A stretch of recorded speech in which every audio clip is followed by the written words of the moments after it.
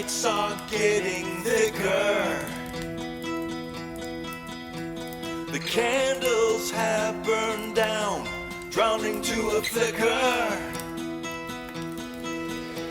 The moon is smothered in a veil of dark cloud. In uptown we can hear the rioters scream out loud. Screams in the distance, echoes of unfamiliar voices, and you can feel the trouble itching up in the air. Screams in the distance, screams in the distance. Horses are wild and jumping and running in circles, raising up dust and dirt and kicking down fences. The clocks on the walls are ticking but running backwards. The art in the gallery is tattered, hanging from the frames. Screams in the distance, echoes of unfamiliar voices, and you can feel the trouble itching up in the air. Screams in the distance, screams in the distance.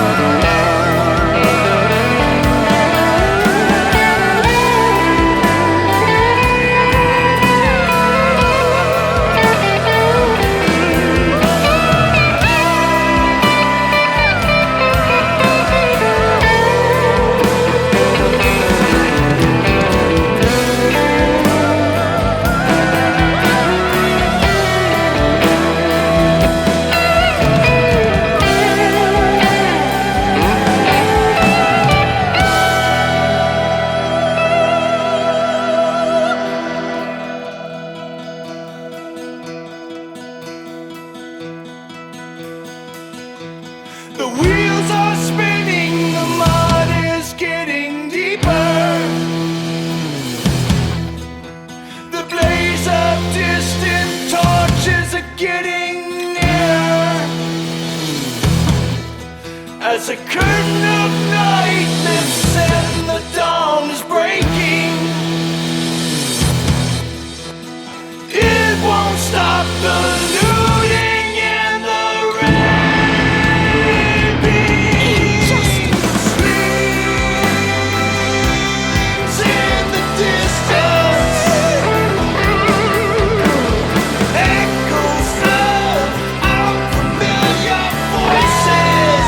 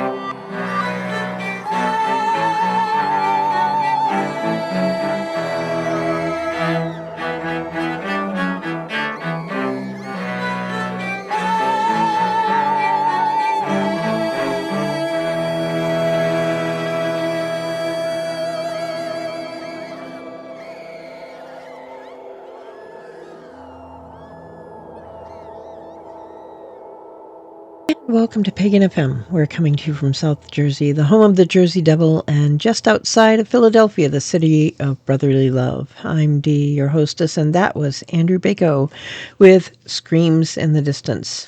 If you're new to the show, or even if you've been listening for a bit, you might want to know what this show is about. The obvious answer is that it's a pagan podcast. Of course it is. But it's more than that. I've got a friend in New Hampshire. Her name is Anna. If you're listening tonight, Anna, well, welcome. And Anna's a Christian. Anna's a really good friend, and I love her dearly. She's also been listening since I was on the air in WSCA in Portsmouth. Anna once commented that she liked listening to my homilies. So I think that's where I'll start my explanation. My show is a discussion on paganism from my point of view, but technically, I wouldn't say that I have homilies. I'd also say I don't have sermons. So we'll start. What is a sermon?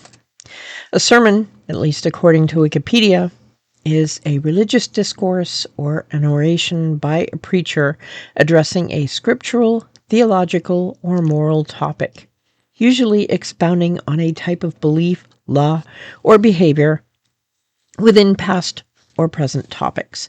So, in paganism, we really don't have scripture. We sort of have a theology, and morality tends to be more of a human thing than a religious thing. We do have beliefs, but among pagans, our beliefs are quite diverse. And we have very few, if any, actual laws. As far as beliefs, they come down to pretty much don't hurt people. Sermons are pretty much left to organized religions such as Christianity, Judaism, Islam, and Buddhism. And I don't really see paganism as an organized religion, at least not yet. Homilies are similar to sermons, but tend to be shorter and related to a scriptural reading that is read as part of a service. And we don't really actually have scriptures in paganism, though we do have things that we might consider sacred texts, such as Doreen Valenti's Charge of the Goddess. There's really nothing resembling a Bible or any revealed text by some god to the masses. There is, Charles Godfrey Leland wrote or translated, not really sure where it came from, but there is Aradia, the Gospel of the Witches, which is kind of a text for Strega, and I might look at that in a couple of weeks. So, in some senses, that might be considered sort of a gospel. It's kind of handed down, if you believe the story, it's handed down literature from Italian witchcraft. I'm not really sure yet where I put it, but I still don't consider that we have sacred text in the same way as Christianity or Islam in that sense. Anyway, what I am doing in this show is I'm speaking from my own experience. I'm discussing things that I have learned that other people have spoken about from their own experience. We don't have anything that is on par with a Bible or with a Quran or anything like that. So the closest thing that I can say is that I am simply sharing my own understanding. I'm not a prophet. I've experienced some things. I don't claim initiation by any secret society of witches that's been hiding in the world since the Dark Ages. To the contrary, one of my ancestors was the foreman of the jury during the Salem witch trials. I suppose that in some sense, this is a form of pagan ministry, and that ministry was part of my life when I was living in New Hampshire. I had the opportunity to perform one of the first same-sex marriages in New Hampshire, and I did a number of marriages and hand fastings.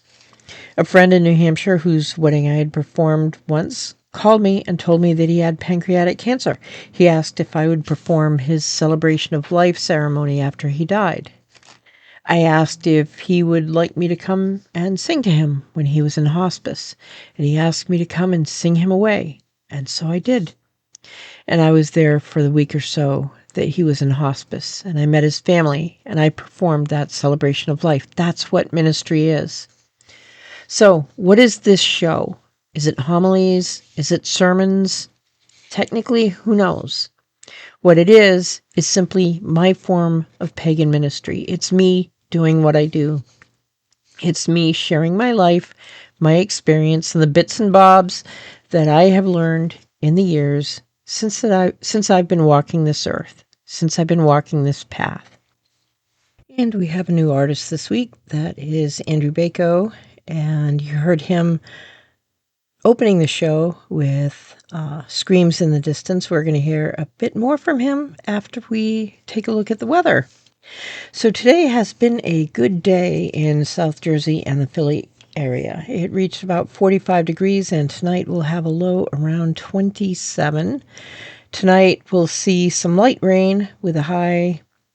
not tonight. Sunday we'll see light rain with a high of around 49, a low around 32 degrees. Monday it'll be mostly cloudy with a high of 43, a low around 30.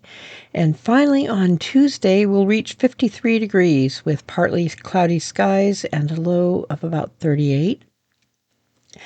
This makes me very excited because I will be able to get back on my bike again with the way South Jersey plowed the roads. It did not leave any shoulders available for riding, and the sidewalks haven't been plowed, and it has been impossible for me to make my commutes by bicycle. So I am really looking forward to the roads finally being clear and me being back on my bike once again. So let's hear some more music. We're going to hear Dreamcatcher by Andrew Bako, and we'll hear Silent No Longer by Featherscale. So we'll be back in a few minutes.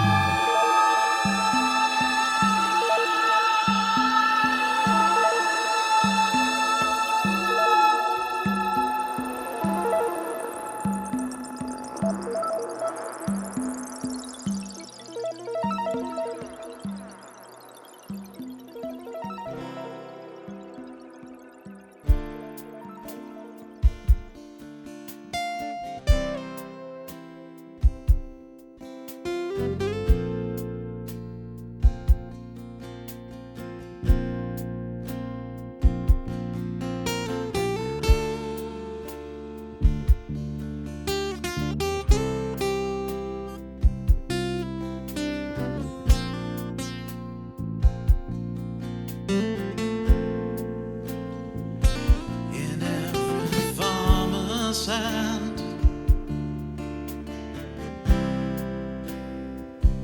In every hunter's eye,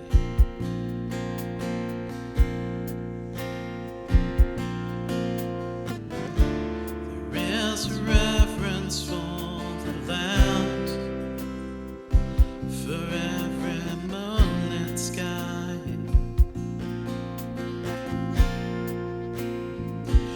In every artist's mind, in every mother's heart, there's an intrinsic understanding of the magic arts.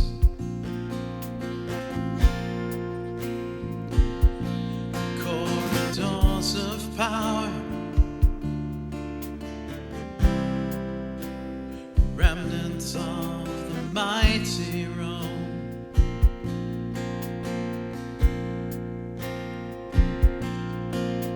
Forgotten are the ancient secrets hidden in the sacred tome.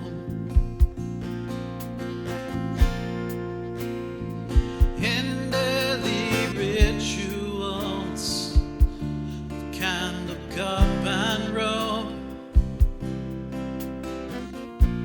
a winter solstice, when the sun is born to light the world.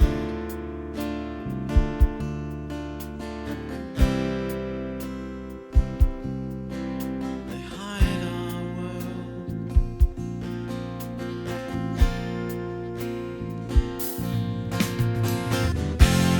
Pagan ways surviving tales and ancient arts, hidden in the trappings that dare not wash away. Somehow still we recognize the symbols in our hearts. Dare to will to know it's always been our way. Silence me no longer. We cannot stay afraid.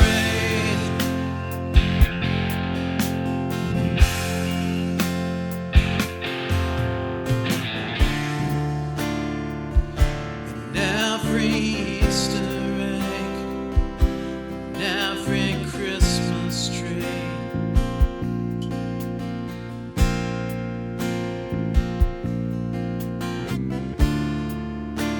billion Christians help preserve our ways for all to see.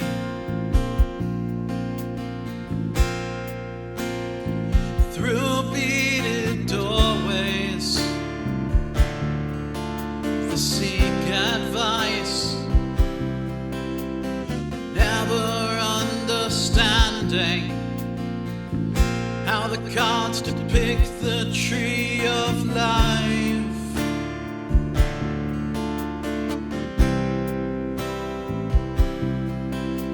All their lives.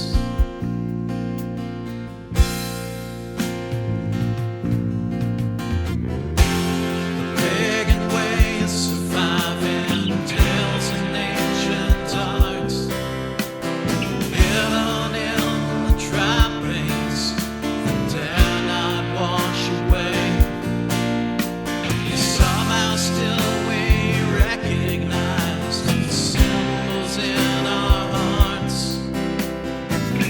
To dare to will to know it's always been our way.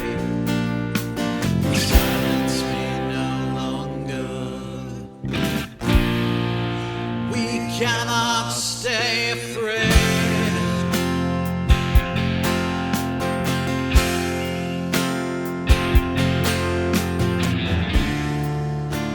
Skeptics' ivory tower,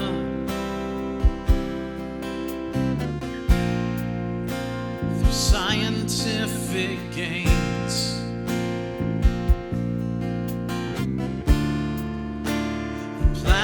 still revolve through constellations, bearing old gods' names. To map our DNA, break that mighty code, prove by our reflection, as above then so below.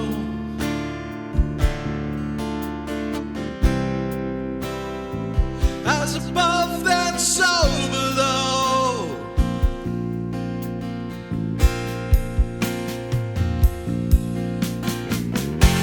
The pagan ways surviving tales of ancient arts, hidden in the trappings that dare not wash away. Somehow still we recognize the symbols in our hearts. To dare, to will, to know, it's always been our way. But silence me no longer. We need not be afraid.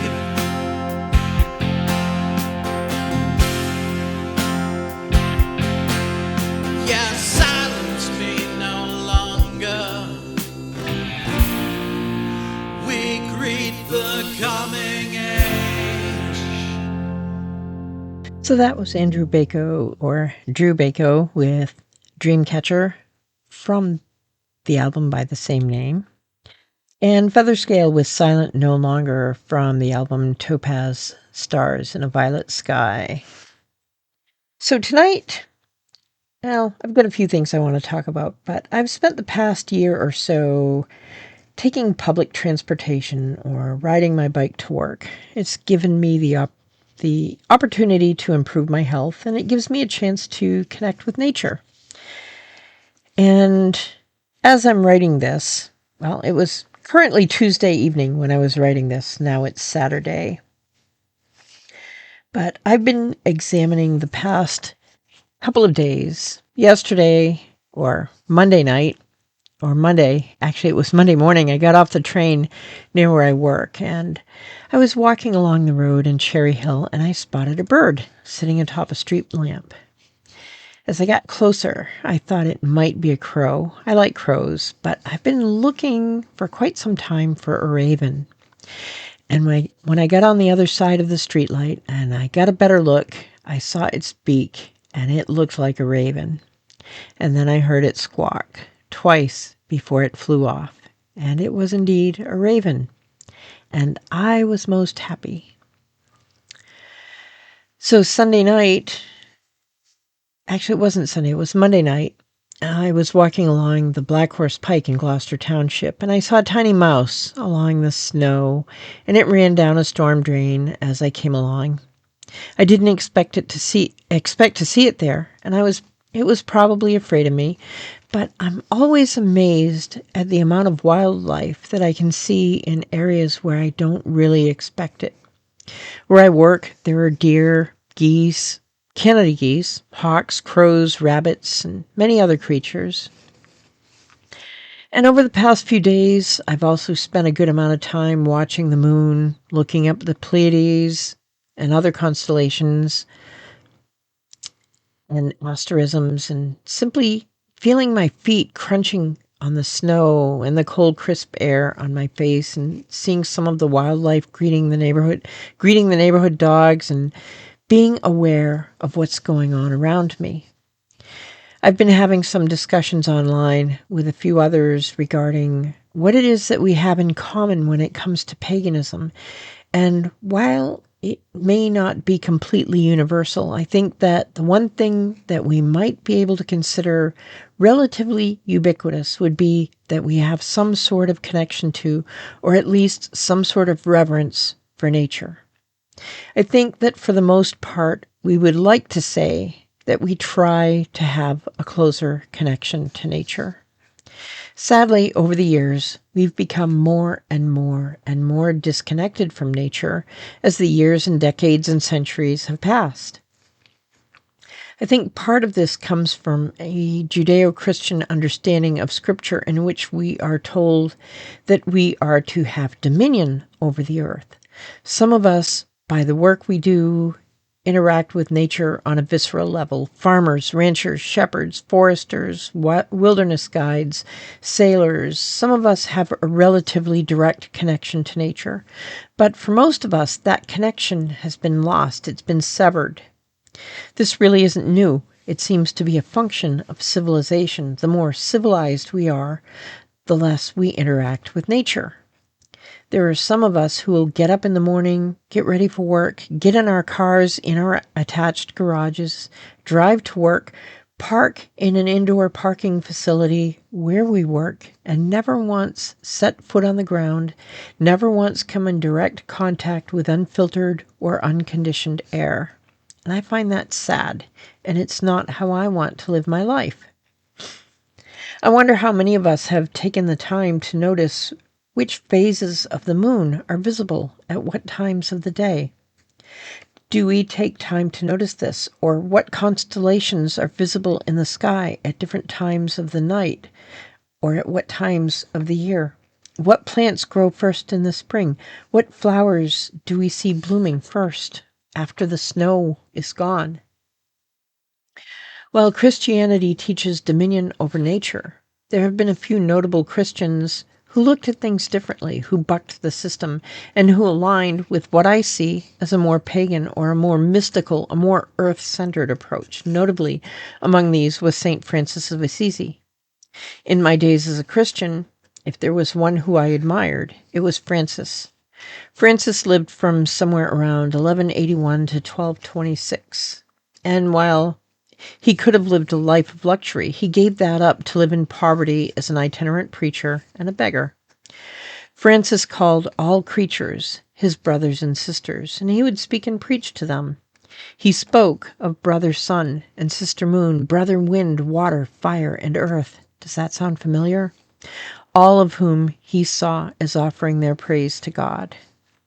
I guess that there is room in many faiths to connect to nature. I think that in the pagan community, we're in a better position to do this.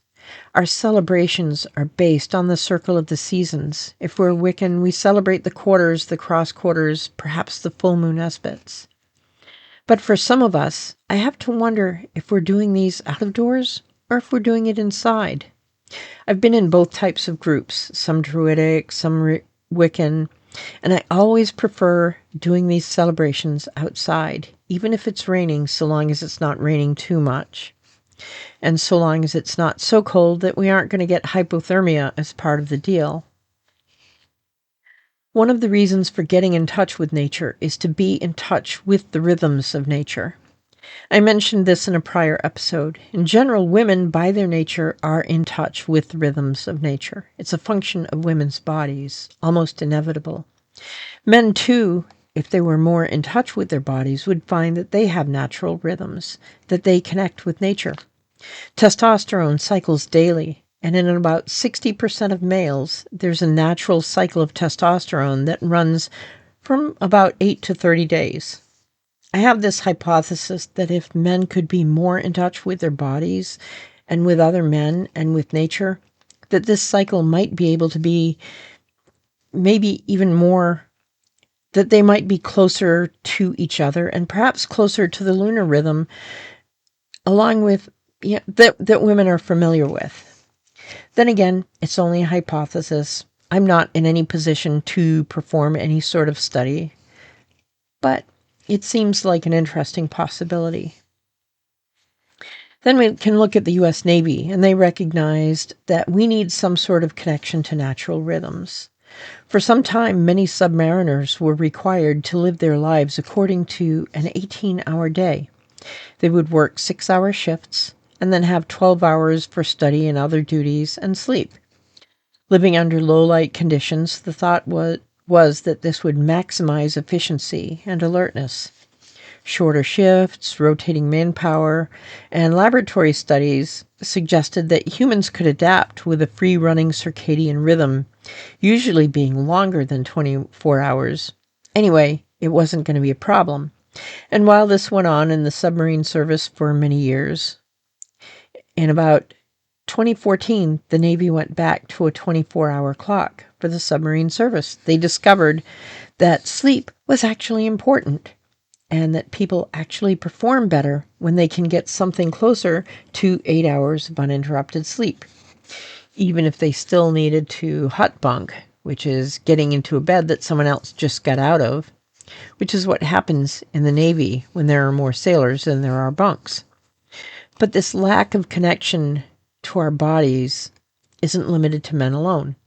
I think we all suffer from it to a greater or lesser extent. We suffer because we haven't spent time understanding nature. We suffer from a lack of sunlight. Just look at how many of us are often dealing with a vitamin D deficiency. They could often be remedied by just spending a little more time in the sun. I wonder how many of us know that the phases of the moon are actually tied to certain times of the day. Did you ever notice that you won't see the waning crescent moon late in the evening or the waxing crescent moon early in the morning? Why is that? It has to do with the relative position of the moon and the sun in the sky. And we can learn this by spending time looking at them and recognizing what's going on in nature. We can see how things are illuminated by the sun in the morning and the evening, and noticing that that same side of the moon is illuminated the same way. Early astronomers and astrologers would notice these connections, and we can notice them too. And once we see them with our eyes, they become more real to us. Early sailors noticed these relationships. They would notice the phase of the moon, the position of the moon, the time of the day, and that relationship with the tides. They came to understand how the moon was related to the depth of the water in their bays and their ports. Farmers and shepherds and hunters and fishermen, even to this day, rely, in one way or another, on the rhythms of the earth. Maybe not so much as in the past, because technology is more and more able to separate us from that as a necessity. But there is still something of a connection. I think, though, that the farther we become separated from the cycles of the sun and the moon and the earth, the more we are separated from ourselves and from each other. Sometimes it seems that the more civilization advances, the less civilized we become. The more technology increases, the less we are able to connect person to person in real life as human beings. What is the point in this little opening segment? I suppose that if there is a point, it's simply to advocate for getting closer to nature, closer to the earth, and closer to other people. To be more human, to be kinder. I'm not suggesting that we should be tolerant of intolerance. I'm not suggesting that we should be doormats. I'll call out intolerance and racism and bigotry when I see it. Sometimes I'm fierce when I do so. But if someone is in need, if I can help someone, I'll be there. I'm also calling on each of us, if not on a daily basis, at least a few times a week, to get out in nature, touch something natural. If you can't touch bare earth or grass with your bare feet, at least do so with your shoes. In my neck of the woods, that's been mostly snow and ice lately, though I have been able to find some grass the past few days, and that made me happy. Breathe some fresh air. Put your feet on something other than pavement or concrete when you go outside. If it's raining or snowing, let your skin feel a bit of that rain or snow or sunshine or moonlight or starlight. Let Mother Nature caress you. Let her hold you. Let her be your mother. Let yourself feel her embrace. And know that her rhythms are your rhythms, because you are her daughter or her son. For, as the song goes, we all come from the goddess, and to her we shall return, like a drop of rain flowing to the ocean. Let's hear a little more music.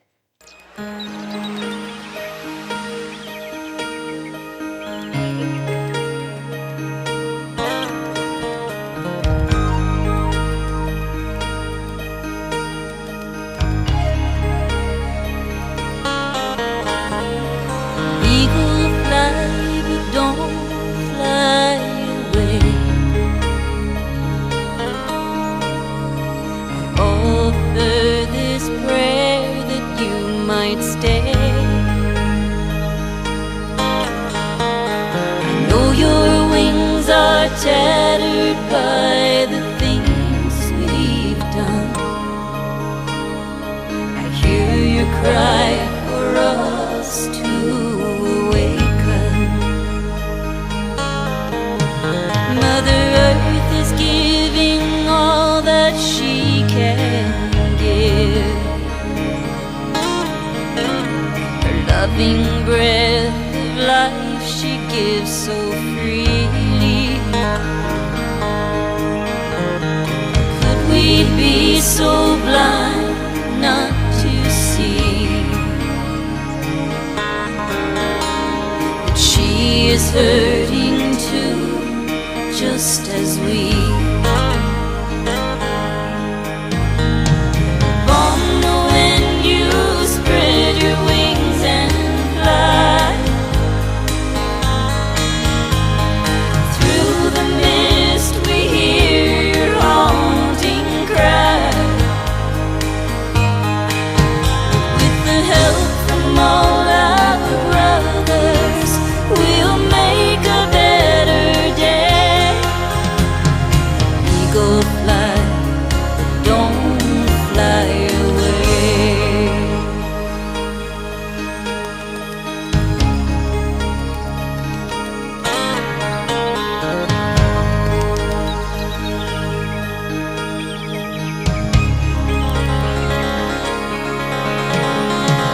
From your lofty view on mountain high, you've seen the selfish things that we have tried. Poisoned every river and we stripped the land. We put those lonely tears in your eyes. Bonno, when you spread your wings and fly through the mist, we hear your haunting cry. With the help from all our sisters, we'll make a better day. Eagle fly, but don't fly away.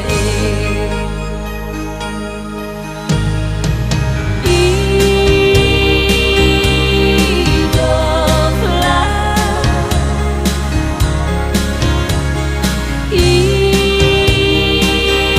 eagle fly,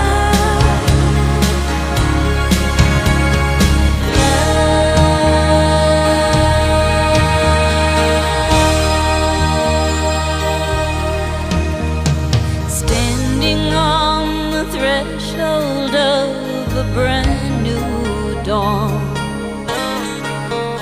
a world in which our children may grow wiser. Skies of blue, waters clear, grass so green. Our earth will be healed, this is our dream.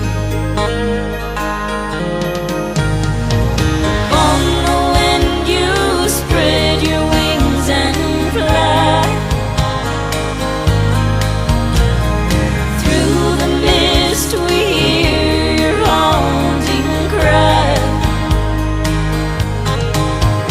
With the help from all our relations, we'll make a better day. Eagle fly, don't fly away. Eagle fly, please don't fly away.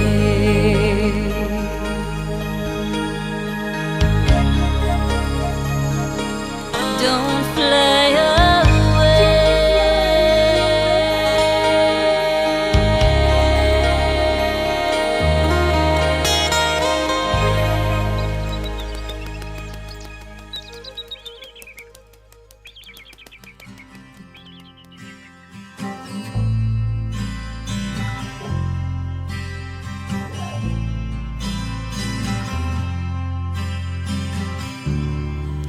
In an eastern rose garden, full in bloom, privileged to be the few that walketh there, but to pluck the roses of sweet perfume is from the heavens an answered prayer. O ye blinded souls, seeking earthly gain, a moment that lasteth, and from ye flee. Go to that garden in quest and obtain the one divine gain of eternity.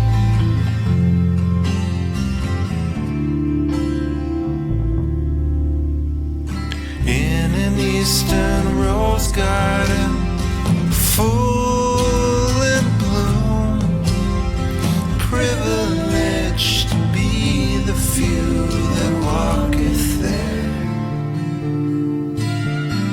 but to pluck the roses of sweet perfume is from the heavens an answered prayer.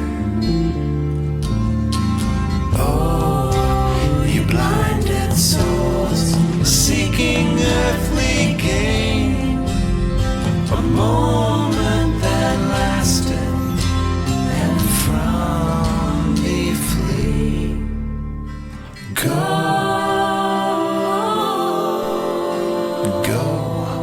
to that garden. Go to the garden in quest and obtain the one divine gain.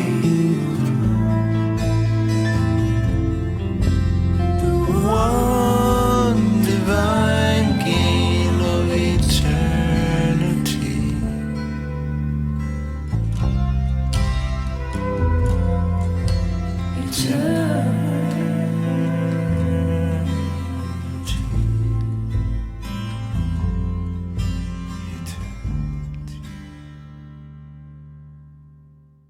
All right, so that was Denian with Eagle Fly from her album The Weaving, and then we heard Who Dosed with In an Eastern Rose Garden from their album In an Eastern Rose Garden.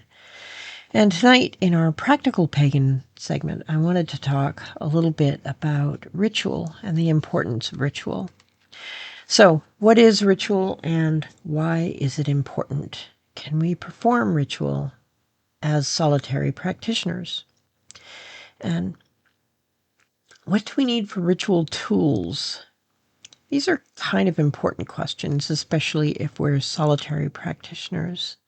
To get started, when I was speaking a few minutes ago about the rhythms of nature, I was actually talking partly about ritual. In one sense, this is entirely what ritual is about.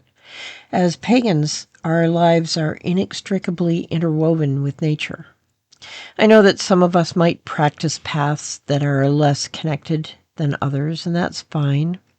But for most of us, the word pagan implies some sort of earth-centered tradition. And that's who I'm generally speaking about when I use the term pagan. Generally, as pagans, whether it's Wicca, Druidry, or most other paths, we're going to have 4 or 8 solar celebrations per year, and possibly up to 13 lunar celebrations, if we choose to celebrate these as well. The solar celebrations are the solstices and the equinoxes, the quarters, along with the cross quarters. So we're talking about Samhain, Imbolc, Beltane, and Lughnasadh. The solar celebrations are going to be Yule, or the winter solstice, Ostara, or the vernal equinox, Litha, or the summer solstice, and Mabon, or the autumn equinox. Different traditions might have different names for these celebrations, and I'm using the names that I've used in the traditions that I've been associated with. In any spiritual path, there is learning and there is doing. There is the formal ritual and there's the informal ritual. So when I've said when I said last week that I haven't cast a circle, that I've not performed ritual, what I meant specifically was that I've not performed formal ritual. And that doesn't mean that I haven't performed any ritual. Ritual is still part of my daily life. When I'm walking to work and it's dark out in the morning and I'm walking under the moon, I'm greeting the goddess. I'm walking with her. That's ritual. When I met my friend the raven and I found joy and I greeted that bird, that's ritual. Ritual comes to my life in countless small ways all the time. But there's also a time for more formal ritual, and that can take multiple forms as well. It doesn't always have to be a circle cast. It can be more or less complex. It can be as simple as candle gazing or some time spent in intentional meditation. And it can also mean when I go to Sunday service as a Quaker, which is another type of ritual. It can be an afternoon of magical crafting. It can be an intentional walk in the wilderness or a bicycle ride. The point is that ritual is sacred time set aside for communion with deity. However we see deity, she, him, they, them. We aren't solitary creatures. We were never meant to be solitary creatures, but sometimes other people might wear us out. And sometimes, like it or not, we might wear other people out. Sometimes we need to recharge. Sometimes our friends might need to recharge. That's where the gods and goddesses can certainly come to our assistance. That's one place ritual can come to our assistance, especially as a solitary. Ritual can have multiple meanings, or rather there can be multiple types of ritual. One type of ritual is more for worship or celebration, while another type may be more for spell work or petition. In the first, we give. In the second, we seek. This is common in most religions, including Christianity. Any church service is a form of ritual, as is prayer. In the Catholic Church, all of the sacraments are rituals. All of the novenas, the rosary, the sacrament of Mass, all of it is ritual. And while they might use the term miracle instead of magic, it's the same thing. The miracle of the Mass is the same thing as the magic that we, as pagans, might expect in the magic of our pagan rituals. Indeed, the only difference between the words magic and miracle is a religious one that seems to have been created by Christians, wherein the word miracle is defined as something that was done by God, and the word magic means something that was done either fraudulently by humans or by demonic forces. That's not how I use the term magic either. I still prefer the definition that Crowley gave, where magic is the science and art of effecting change in conformity with will. And that can be done by deity or by human. It doesn't matter. And then we'll get into this a little bit later. But they also seem to forget that Christ himself said that if people had faith the size of a mustard seed, they could command a mountain to be removed and it would be done. He didn't say that if they had faith, they could pray to God and that God would move the mountain for them. Rather, he told his disciples that their human selves, would have the authority that if they had their faith, they could do such a thing. And that sort of faith is the essence of magic. It's the confidence in which pagans find their ability to do the work they do, that we do. We find the faith, the courage, the audacity, if you will, that so many Christians seem to have forgot, that Christ told them they might have if they could only find it within themselves. It's not evil. It's not demonic. It's simply natural. And it's something that has existed in all cultures. Solomon himself spoke of it in the Christian or the Old Testament. Solomon's breastplate contained the 12 stones of the zodiac plus a couple others for the sun and the moon. And he worked with pentacles and he practiced magic. Magic and ritual are part of every religion. It's just that some don't call it magic. But for us, as pagans, what does ritual do? Ritual is our practice. It's how we internalize knowledge and make it a part of who we are. It's how we go from theoretical to practical. Years ago, I used to teach guitar. I remember talking to one student who felt that he wasn't getting better. He actually was, but he didn't feel as if he was. In any case, my advice to him was this. In anything that we do, we'll find plateaus. Those plateaus aren't things that we should be afraid of. They're the places where we've taken what we've amassed intellectually, and we're making them a part of us. In our pagan path, we might be taking in a great deal intellectually in reading books and watching videos and listening to podcasts, and we might think that we're learning a great deal, but our lives aren't changing with the knowledge that we're accumulating. To change our lives with the things that we learn, we need two things. We need to put them into practice on both the material realm and in the spiritual realm. We need to make them real materially and spiritually. So how do we do that? Well, ritual is where we make things real.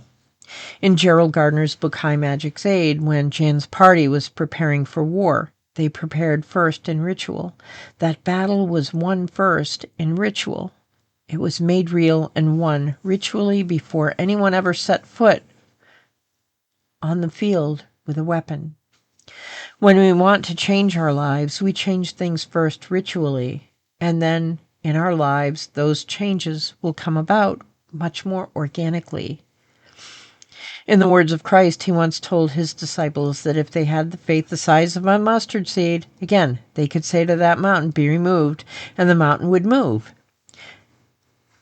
It's kind of similar to Yoda talking to Luke in Star Wars, where Luke's ability to do something, to move objects, came directly from his own faith. So where Jesus was relating a person's ability to do something directly to their own belief, so did Yoda do the same thing. These are actual claims about natural magic. The Force is natural magic. The faith that Jesus was talking about is natural magic. As pagans, what we're claiming is that natural magic actually works. What we're claiming is thaumaturgy, the ability to effect change in the physical world. This is contrasted with theurgy, in which some god will act upon the world in answer to petitions of the faithful. Thaumaturgy is what people such as Doreen Valente, Isaac Bonowitz, Aleister Crowley, and so many others, some more savory than others, some more credible than others, it's what they've written about for many generations. But the only way to decide its effectiveness is to give it a try. Thaumaturgy is one part of ritual. It's the non-religious part. It's the non-religious spell casting. Then we get into the religious part. These two parts are what separates witchcraft from Wicca. Witchcraft alone is pure thaumaturgy. Wicca is a religion. Wicca can be practiced as a religion without the witchcraft component. One can be a Wiccan and never cast a spell. One can be a witch who practices magic and never bother with gods and goddesses. But both will practice some form of ritual. And I suppose that's part of the point. Ritual doesn't have to be religious in nature.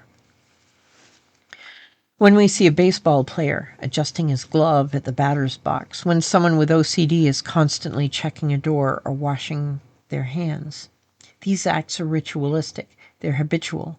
We have a feeling that something won't go right if we don't do them. We have an intellectual understanding that they serve no legitimate or useful purpose, but there's something in our mind that says, what if? It's ritualistic. We do it because it's what we've done, because it seems right. That it's a ritual habit. It's ritually devoid of meaning. It's ritual devoid of meaning. But in our world, witchcraft and paganism, We perform ritual with meaning. We perform it because it focuses our mind, it focuses our energy, it helps us to create images in our mind, which helps us to create things in reality on the spiritual plane. And that is the fundamental lesson of magic. The more real we can make something in our mind, the more real we can make it on the spiritual plane. And the more real we can make it on the spiritual plane, the more real it will become on the physical plane. This is the ultimate meaning behind the words, as above, so below. What we construct above comes to fruition below. In the spiritual realm exists our mustard seeds, and we fashion them into what we wish to make here on earth.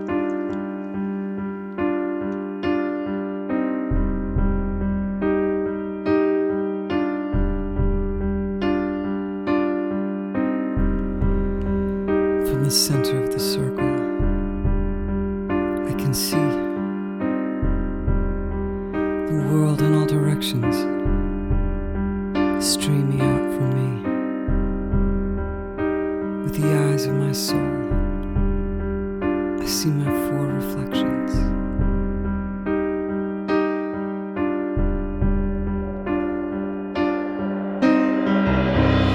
From the center of the circle, I can see the world in all directions streaming out from me. With the eyes of my soul,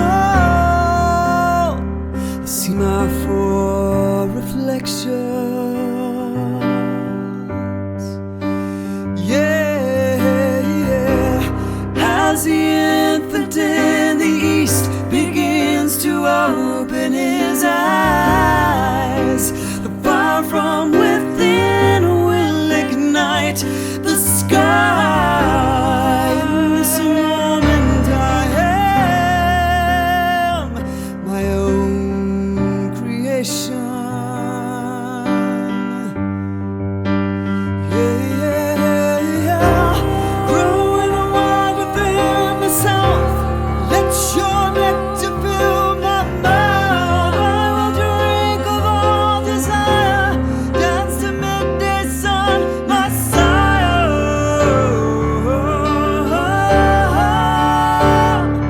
I can face the four directions,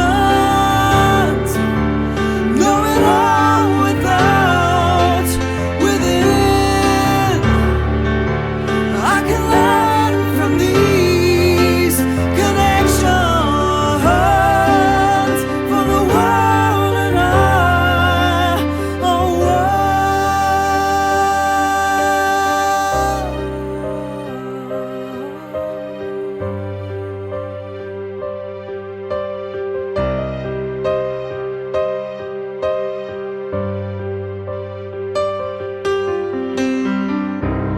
In the west we go to sleep, merry part and merry meet. Oh, you cannot give away what will be back. And even with the setting sun, a new day has begun on the other side. And with what you have done, you will now decide. Yeah. In the winter midnight north, let the mystery pour forth. In the dark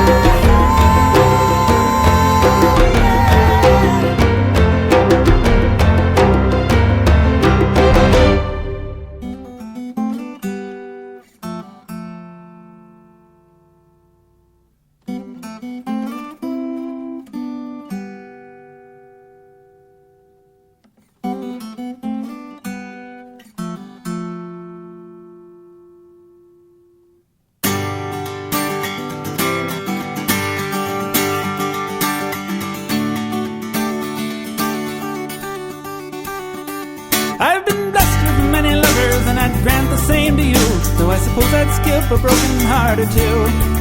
I confess that I am troubled by this pious vocal few when they cross the line and tell us what to do. Ah, but life's too short for all this worry. I offer myself to you, oh. Life's too long for lies to carry any more weight in this world. And it harm none, do what you will, as the circle has bound us. Bound we are still, though the bottle be empty, may the cup remain filled. And it harm none, do what you will.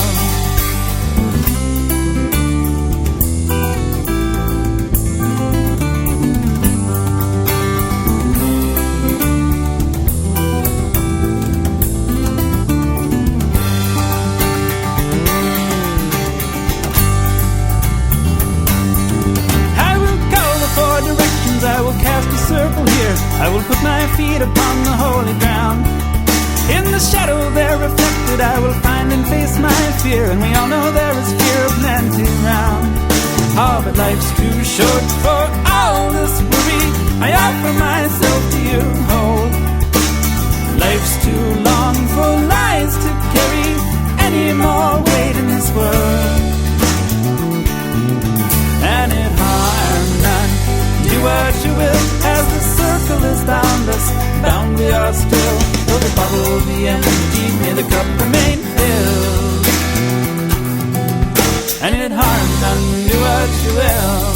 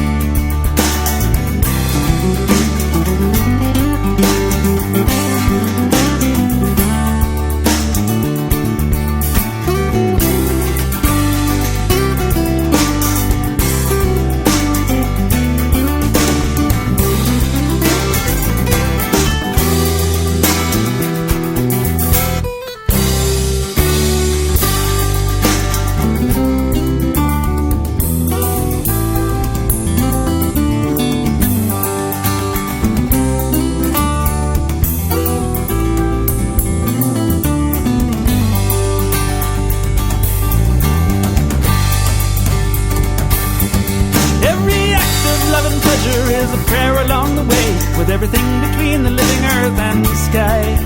When it's all of life we treasure through the endless spinning days, in our actions you will know us by and by. Oh, but life's too short for all this worry.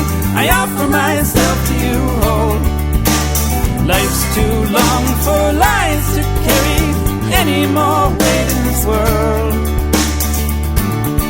And it harm none, do what you will, as the circle has bound us. Bound we are still, though the bottle be empty, may the cup remain filled. And it harm none, do what you will. And it harm none, do what you will, as the circle has bound us. Bound we are still, though the bottle be empty, may the cup remain filled. And it harm none, do what you will. And it harm none, do what you will.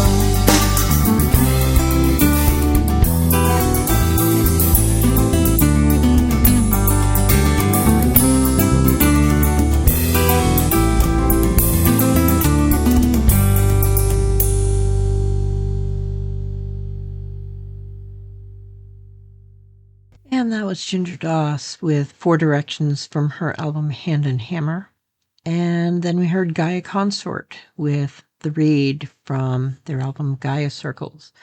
And right now it's time for our review.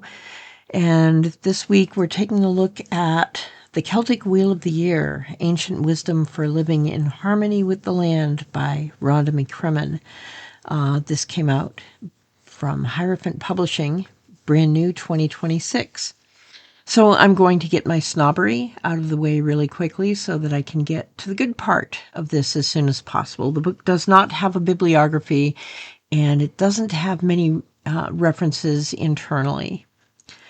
So for those of you who've listened to me in the past, you know that this is something I look for in books. That being said, this is a book that I did enjoy.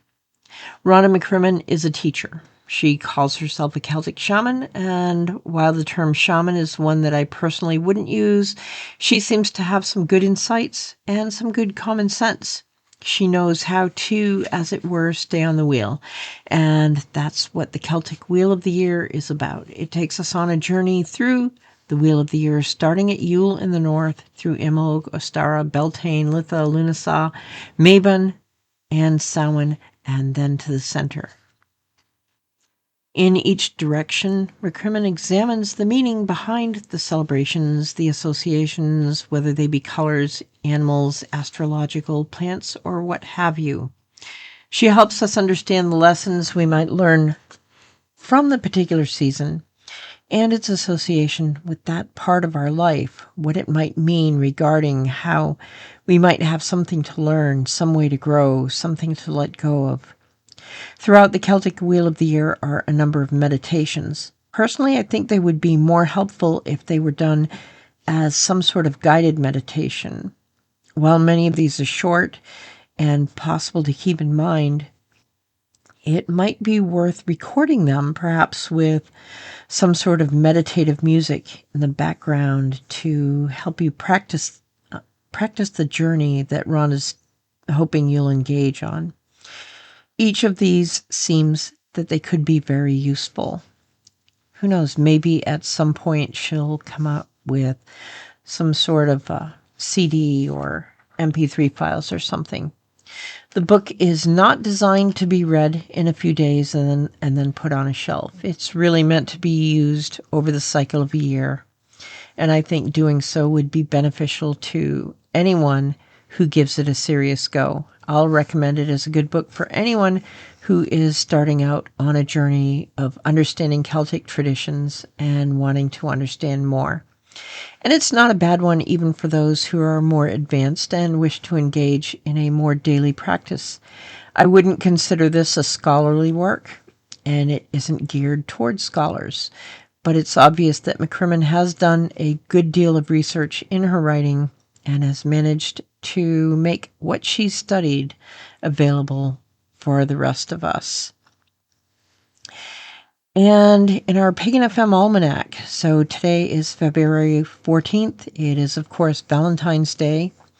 While the Christian version is St. Valentine's Day, the holiday's origins stem back to the Roman holiday of Lupercalia, in which young women would be paired with men in rituals which often led to these couples being married. In the year 409, Pope Gelasius I decided to rename Lupercalia and dedicate it to St. Valentine, and set the date to February 14th as we know it today. The new moon will be on February 17th, and in parts of southern Africa, the Southern Ocean, the southern tip of South America, and parts of Antarctica, there will be an annular solar eclipse. The moon will then be waxing until February 28th. February 18th in 1535 marks the passing of Heinrich Cornelius Agrippa von Nettesheim, who was a German Renaissance polymath. He was born on September 14th in 1486 and was a physician, legal scholar, soldier, knight, theologian, and an occultist. His 3 books of occult philosophy, published in 1533, are impossible to understate in their significance to the Western occult traditions, but they were condemned by the Inquisitor of Cologne. Dealing with the Kabbalah, Hermeticism, Neoplatonism, these books covered elemental or natural magic, celestial or astrological magic, and intellectual or divine magic. And on February 19th, the sun enters Pisces. So happy birthday to all the Pisceans out there, all of you creative, empathetic, compassionate Romantics. So we'll hear a little more music, and then we'll talk about our herb of the week. We're going to look at the oak, and I'll see you in a few minutes.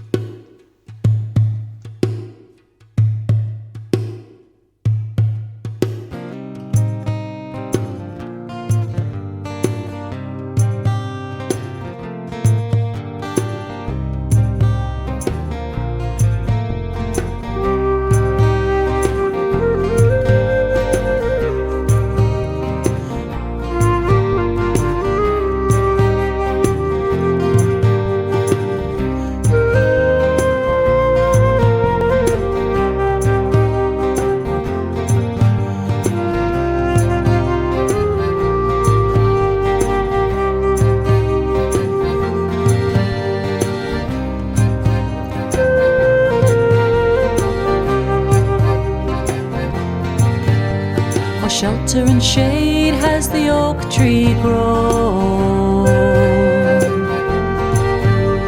The ship, the cradle, the hearth and home.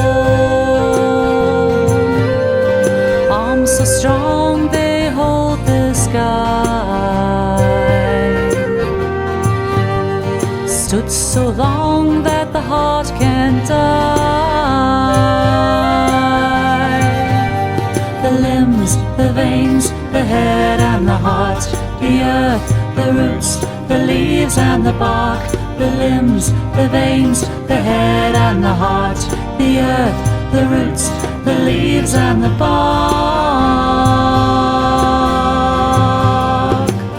Tear the branch and your crops will fail. Break the bough and your fleet won't sail. It cries when the black rain burns. Trees die when the seas return. The limbs, the veins, the head and the heart, the earth, the roots, the leaves and the bark, the limbs, the veins, the head and the heart, the earth, the roots, the leaves and the bark. A dozen generations has the oak tree grown. The roots reach deep to the rocks and bones. Arms so strong they hold the sky. Stood so long that the heart can't die. The limbs, the veins, the head and the heart, the earth, the roots, the leaves and the bark, the limbs, the veins, the head and the heart, the earth, the roots, the leaves and the bark.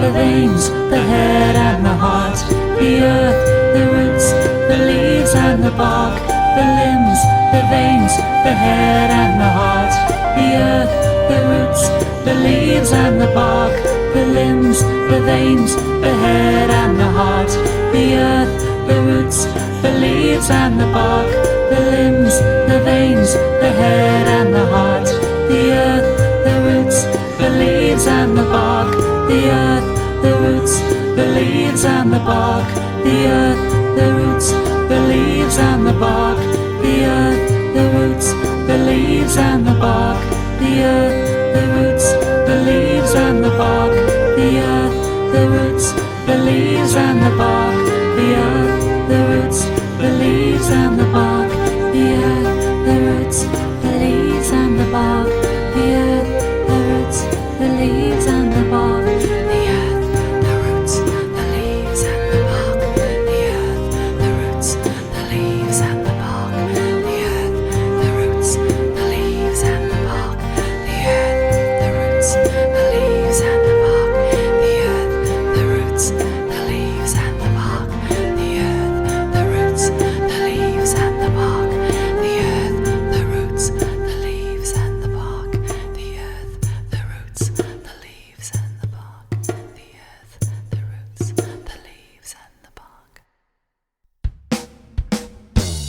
We are the children of the earth.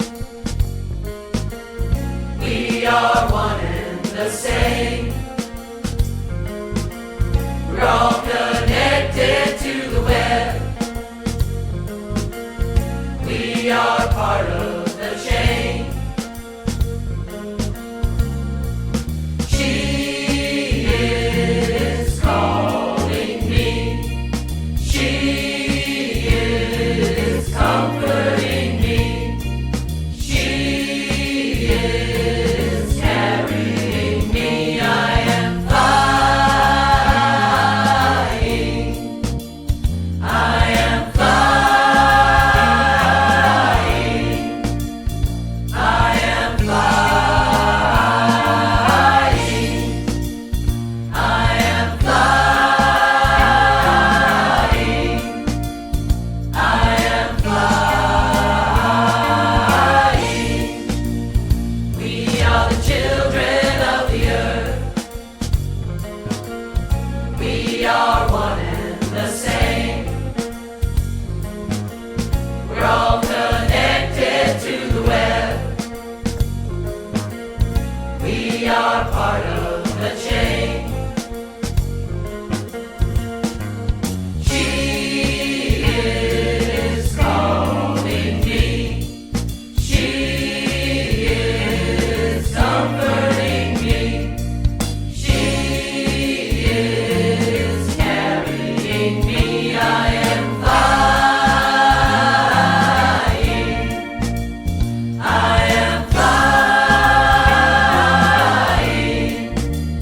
I am flying. I am flying. I am flying.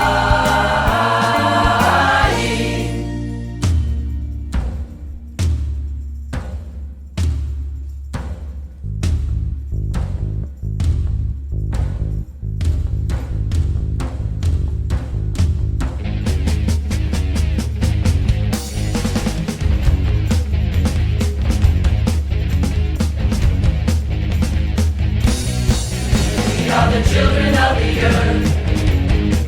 We are one and the same. We're all connected to the web. We are part of the chain. She is calling me. She is comforting me. She is carrying me. I am flying. I am flying. I am flying. I am flying. I am flying. We are the children of the earth. We are one and the same. We're all connected to the web. We are part of the chain. She is calling me. She is comforting me. She is carrying me. I am flying. I am flying. I am flying. I am flying. I am flying.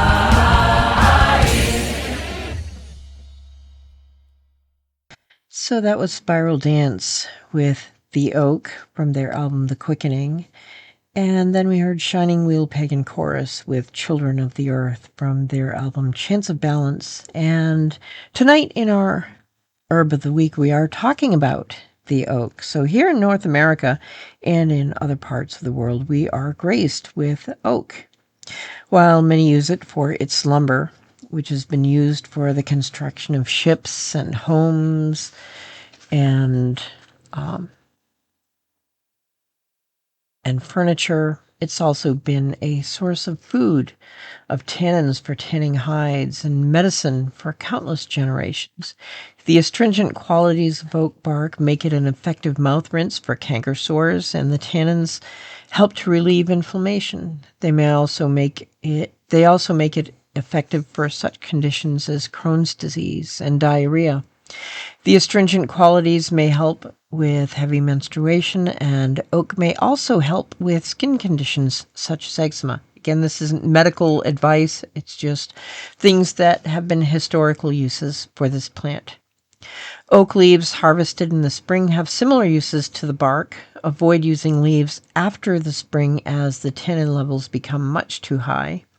Other uses for the leaves include respiratory and urinary issues, and the spring leaves can also be used for tea and as a seasoning.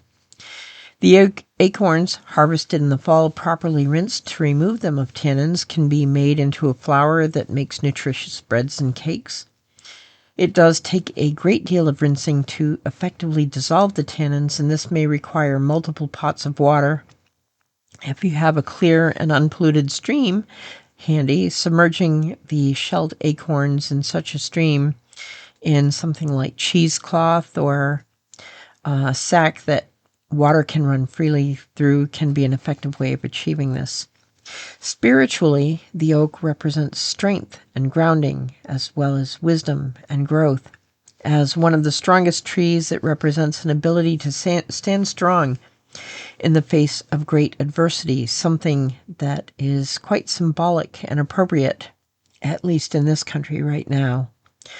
Where others fail to thrive, the oak continues to grow to provide comfort and shelter for wild animals. The oak has been used as structural components for ships of war and great cathedrals. It's been a part of who we are when we've been at our best and our worst. And in our Oppression Watch this week, why do we celebrate Gay Pride Month in June? We do so because on June 28th, 1969, police raided the Stonewall Inn in New York City, a popular LGBTQ club, because being gay was still illegal at the time. In the aftermath, the LGBTQ community decided they would no longer tolerate government raids at the Stonewall Inn, and this took the form of an uprising, a riot. This was the birth of Gay Pride, of Pride Month, of what we celebrate in June of every single year. And near to the Stonewall Inn, the federal government set up a national monument in recognition of that struggle and the gains made by the LGBTQ community due to the courage of those who rose up in the aftermath of that incident.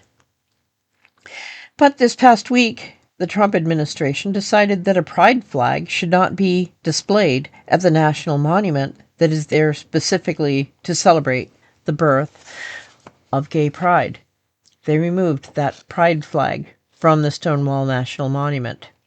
Some in the LGBTQIA community have taken it upon themselves to replace that flag, recognizing that as LGBTQIA individuals, we don't want the Trump administration erasing us.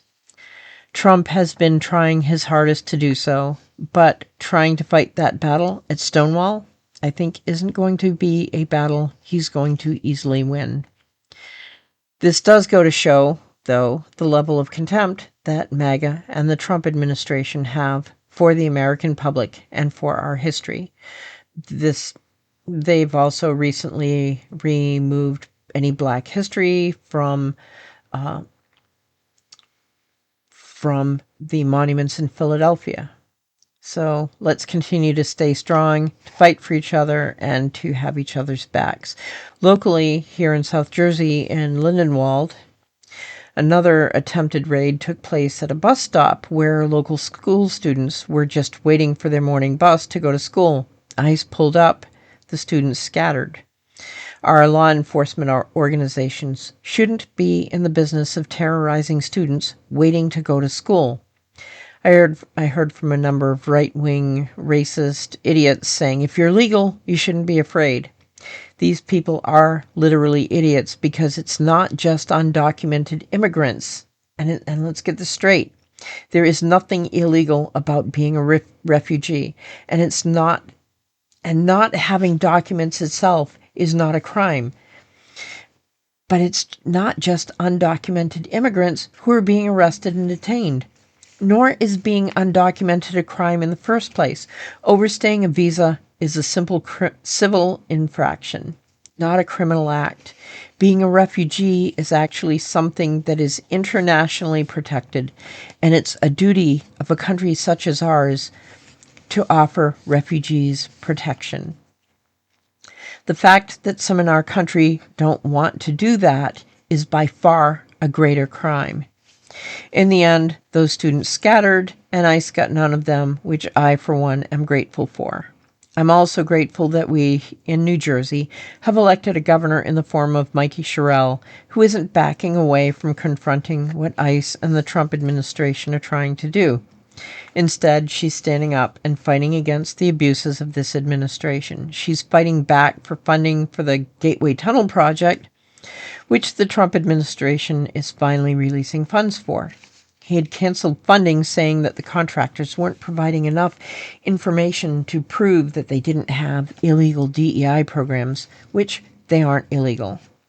Then he said he wouldn't release funding unless Dulles International Airport and Penn Station would be named after himself. Finally, a judge agreed that that was utterly illegal, and $20 million was released immediately, with another $200 million to be released next week. As a critical infrastructure program, it is insane to hold up this funding, because failure of one of the aging tunnels could hamstring the entire Northeast. But halting projects that impact thousands of jobs all over the area doesn't matter. The thing is that economic impact of these decisions does not come into play when the other half of the calculus is Trump's ego or the MAGA agenda. Likewise, we see a failure to think of consequences when we see the disparity of thinking when it comes to such things as vaccines, with one part of the Trump administration now wondering whether even the polio vaccine is worth administering, while we're now suffering with the resurgence of measles. We have Robert F. Kennedy saying it's natural and no big deal that we have the worst outbreak in decades. At the same time, Dr. Oz is now urging people to get vaccinated. So we have one administration and two contradictory messages. And we have an administration that wants to say it's a prior administration's fault that our nation can't come together, when this administration can't even bring itself to stand in unity on the concept of vaccinations. As for me, I go where the science leads. I go where evidence leads. I think it only makes sense. Anyway, I think I want to hear some more music, and then we'll talk about what's going to be in next week's show, and we'll go from there. So let's hear a little more music, and then we'll wrap up the show.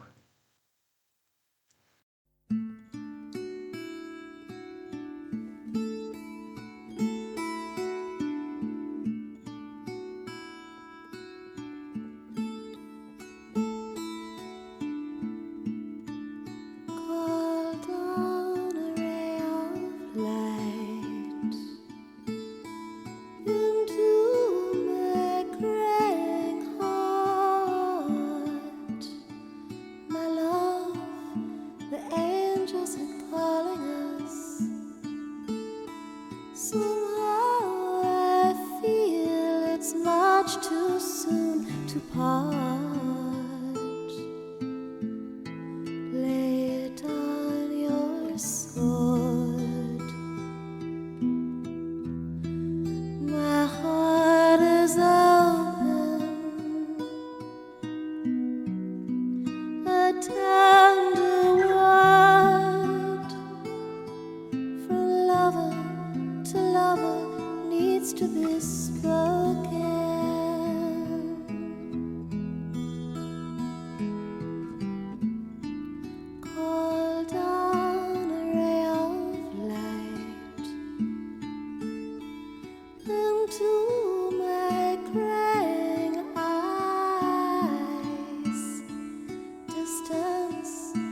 Just an illusion.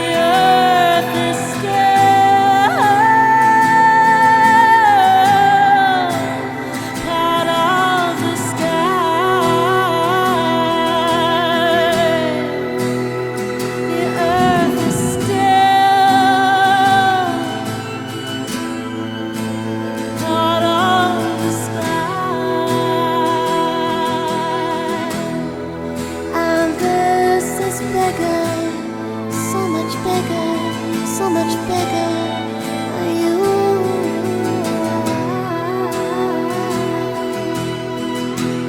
The earth is still,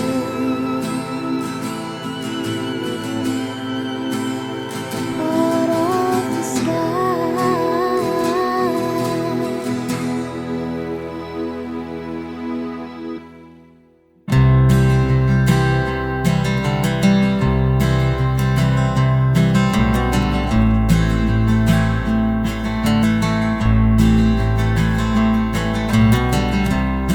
Driving home at night in the company of a storm.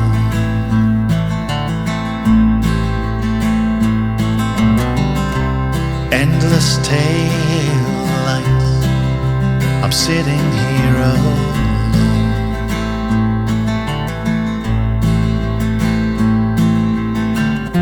Another day gone by, where do they all go?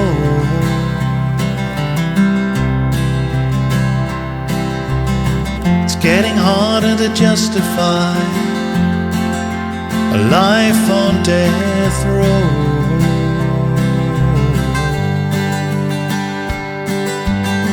I wanna go where I can heal my soul, talk to the wisest people I know.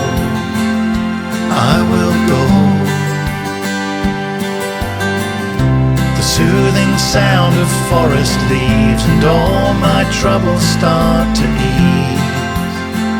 Forgive me, please. You will find me under the trees.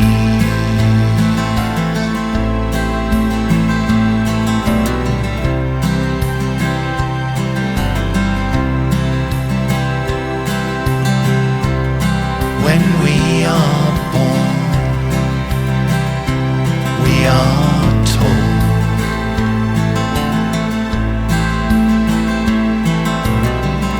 you're part of a great machine, no chance of parole.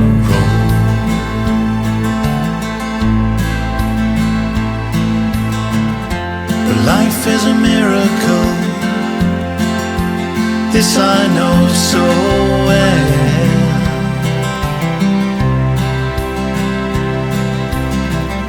It's time to turn the key of my prison cell.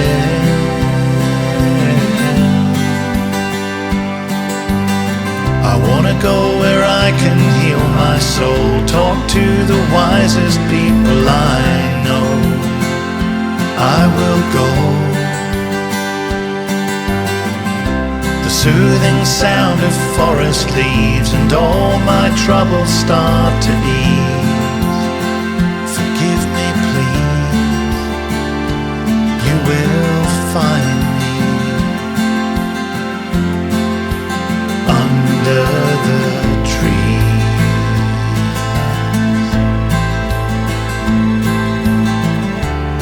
And I know that it's true, it's so much harder to do than to say. All that I can say to you is come and meet me there too. You know the way. I wanna go where I can heal my soul, talk to the wisest people I know. I will go. The soothing sound of forest leaves, and all my troubles start to ease. Forgive me, please. I wanna go where I can heal my soul, talk to the wisest people I know. I will go. Soothing sound of forest leaves, and all my troubles start to ease. If you agree, come and join me under the trees.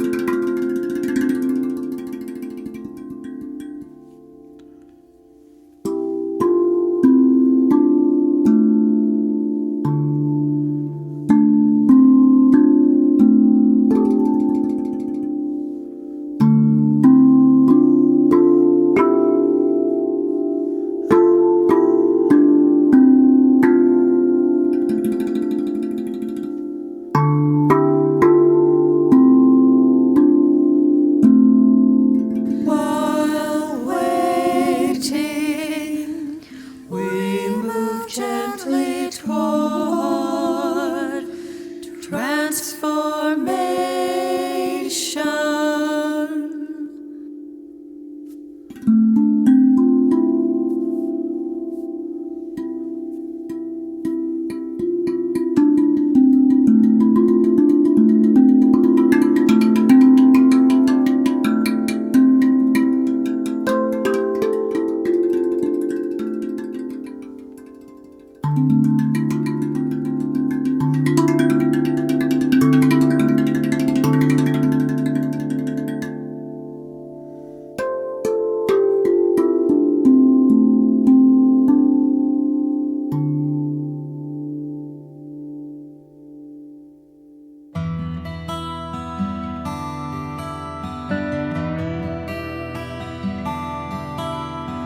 Wish you were here, me oh my countryman, wish you were here. I wish you were here, don't you know the snow is getting colder, and I miss you like hell, and I'm feeling blue.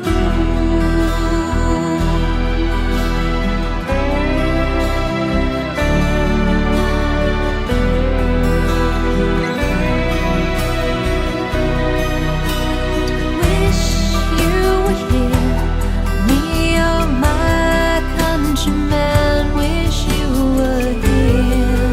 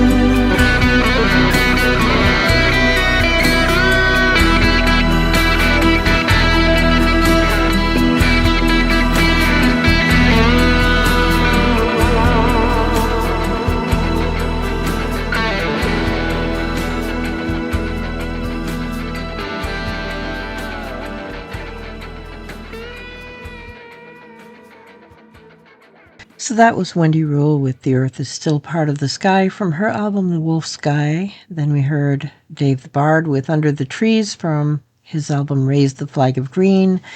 Then was Crow Women with Womb of Brigid from Seasons, A Pagan Journey Around the Wheel. And Blackmore's Night with Wish You Were Here from Shadow of the Moon. Next week, I'm going to discuss what it takes to remain mentally as well as physically young as we start aging. We'll look at how and why to build a quality occult library. And we're going to take a look at Doreen Valenti's book, Natural Magic. This is, again, an older book, but not quite as old as some of the others we've spent some time with. But once again, it has been foundational to modern occultism. We'll be looking at a few more of these classics as time goes on. They are simply too important to be forgotten. And I hope that by talking about them, I can encourage some of you to take a look at them. It's part of a quality library anyways, which we're going to be talking about. Anyway, tonight, thanks so much for listening. I do appreciate you all. I've been kind of keeping track where some of y'all are from, and I've noticed listeners obviously from the U.S. and Canada, and I think somebody from Ireland. So word's starting to get around. So things are happening, and the show's picking up. And thanks again. And I think we'll close the show out again tonight with Feather Scale and Hail and Farewell, because it's the perfect song for that.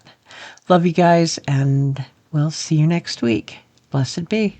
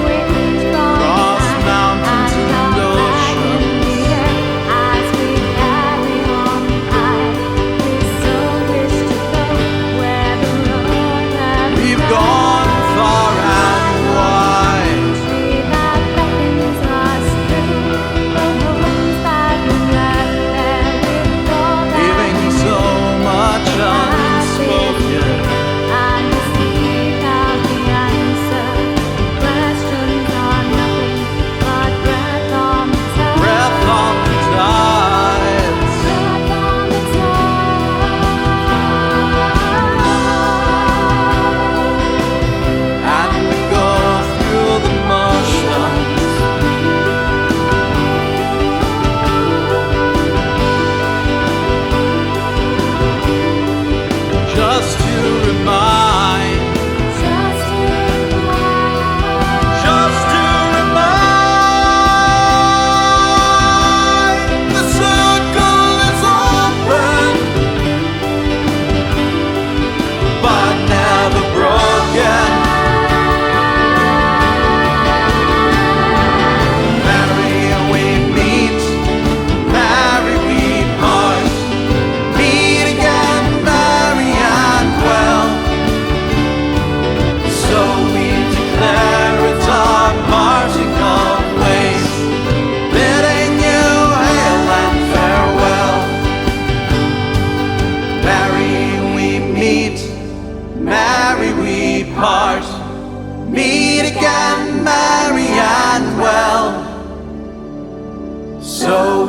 declare it's a parting of ways, bidding you